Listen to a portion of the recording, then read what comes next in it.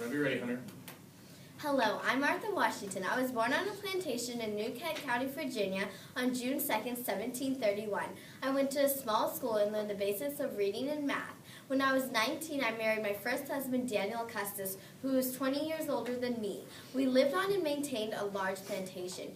8 years after we married, he died of a common sickness. 1 year after his death, I met George Washington.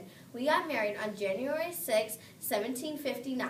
He was a colonel who fought against Britain in the Revolutionary War. Once the war was over, he came back and we remodeled Mount Vernon. Years later, he went back to war as commander-in-chief in the Continental Army. I decided to go with him and become a nurse in the war. I did things such as knit items for the soldiers and help heal the wounded. Once the war was over, we came back to Mount Vernon, and George became president for 2 terms. I was in charge of doing all the cleaning and cooking for hosting the many parties and gatherings the world took on. In 1799, George died of a bad cold.